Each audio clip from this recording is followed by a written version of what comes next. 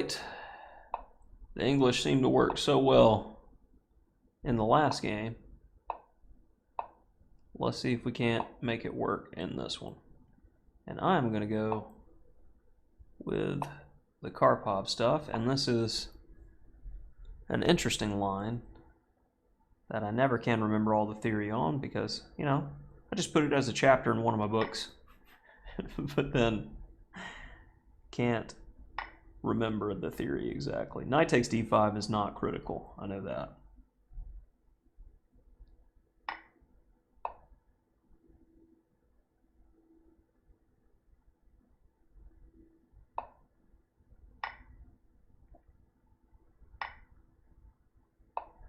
And I think we're getting away scot-free here. d5 is a move that, with perfect play, yeah, White's got his first move edge, but there's so many tricks and traps, and it's nasty.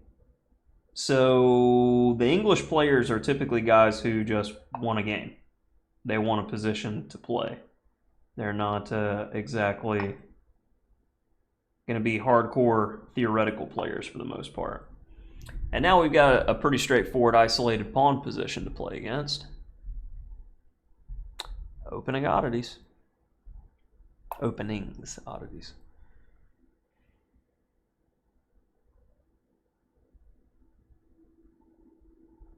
This one, keep isolated. We move the knight, he plays d5. I want the setup. Queen b3, knight takes, gotta do it. And then c6. This way. Remember, in isolated pawn positions, trading pieces takes away attacking chances that you have and gives you a near guarantee of having an endgame that we're about to see where you pretty much get ground out. I'm going to put all the heavies on the d file and I'm going to pressure that weak pawn until it falls off the board. With no knights, no tactics, no pressure against my king, I'm going to do what I want here. Calling it out. He's so...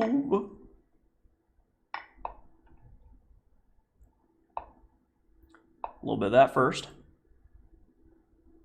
You want to trade more? We can make it worse. You want to go queen b3. I'll take. You take back. I'll go a6. Okay. Probably a good call.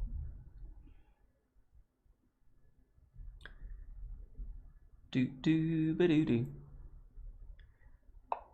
I could have even gone rook d6. Some ideas with queen f3. Still have that in some lines.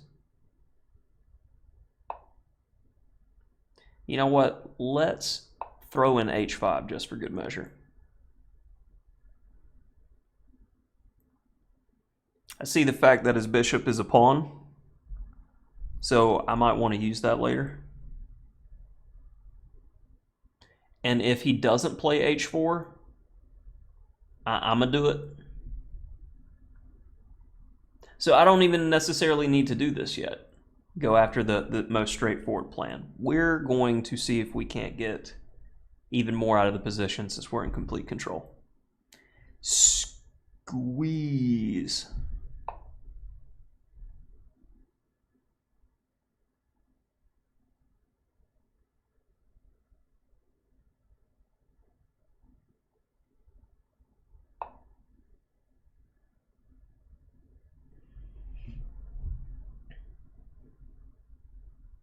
Harmony.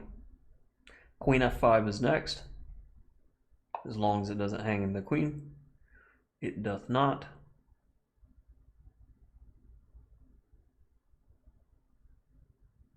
Actually, can I get more?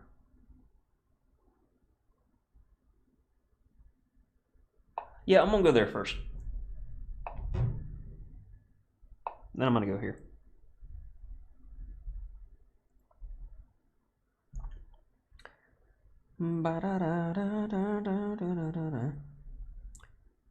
Yup.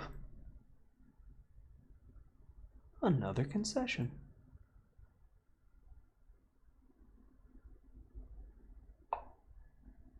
Ah, not that yet. That. Friendo, did you calculate? I don't think you calculated. Queen takes, rook takes, bishop takes, bishop takes, rook takes, rook takes, rook takes. Rook e7. Rook d1, king f2, rook d2. You trade rooks, you lose. You don't trade rooks, I take on b2. I protect the pawn. You lose or you lose, friend. If you go rook d2, I go c5.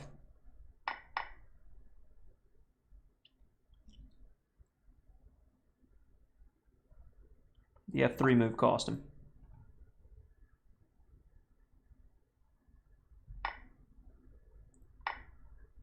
Gives me an extra move to do that. No.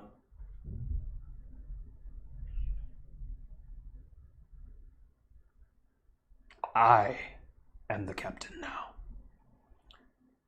And how about a good old-fashioned squeeze?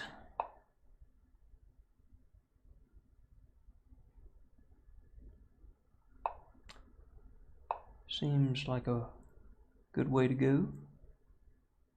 Go ahead and put that in right there. We're just gonna ease on over here.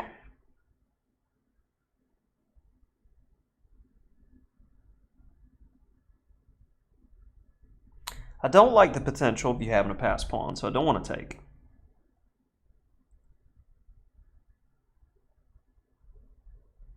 But at the same time, with my king one step away now, I can do this.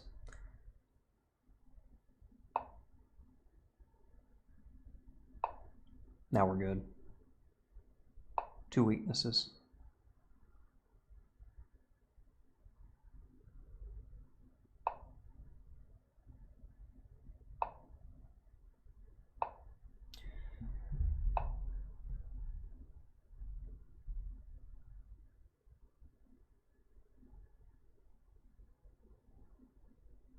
I will give a little to get a little here.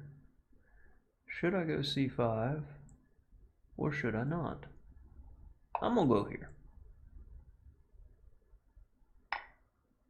And I've made my life harder than it should be. Should have went c5.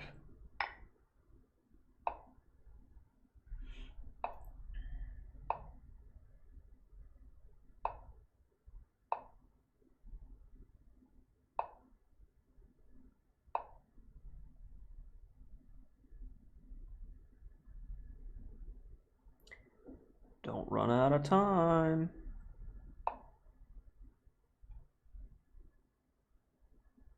You can't be serious.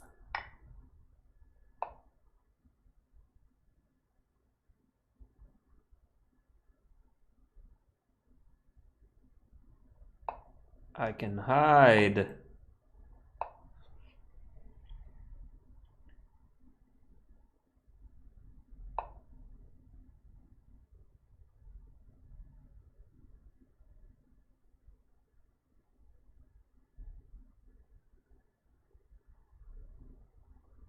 Easiest way is to protect the base pawn.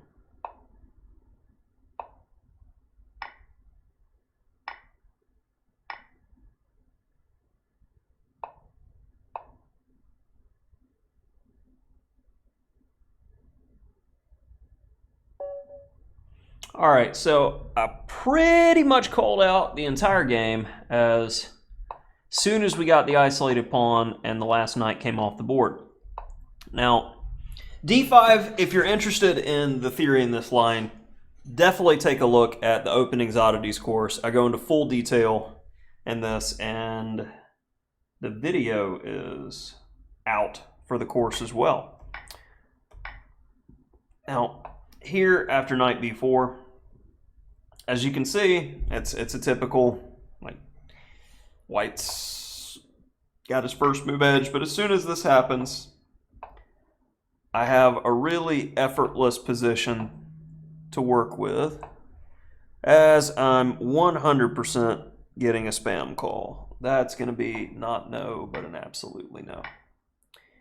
And from this point on, the game is ridiculously straightforward if you understand how to play against the isolated pawn. Like I said, all I'm going to do is put all the heavies on the d-file. I have played this type of position so many times that the position plays itself.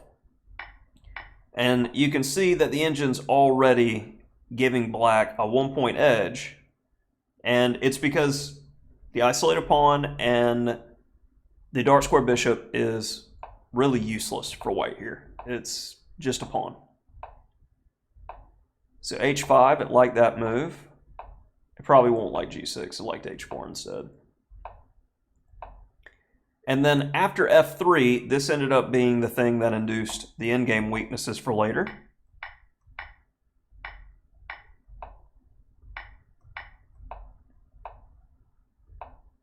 And all this was played properly. No reason to rush a4. I could have held that move in reserve.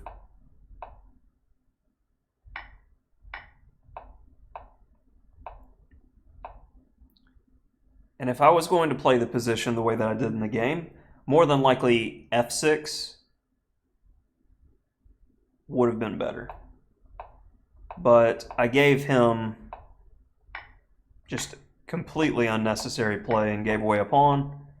Now, yeah, it's interesting. King c4. I have to finesse again.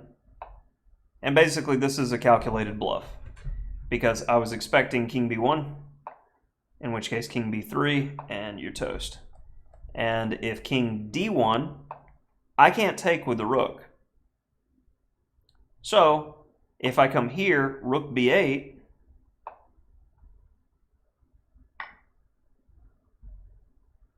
and this is a position that's not worth playing. You got to be very, very accurate. But even better than that is simply rook b6. Protect the base pawn. I can't approach. King can come over, and he just keeps dancing. That's it. Should have been a draw because I missed the opportunity to play rook c4.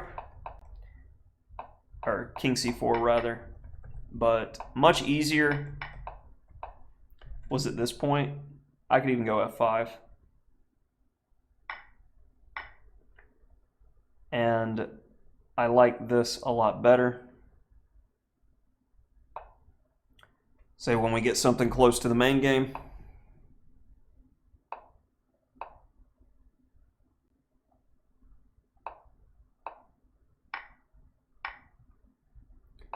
I felt like this had decent chances, but maybe I'm just wrong.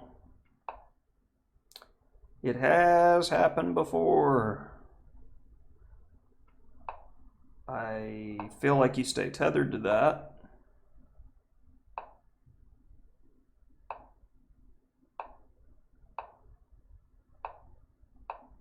Stay tethered to the base pawn. Oh.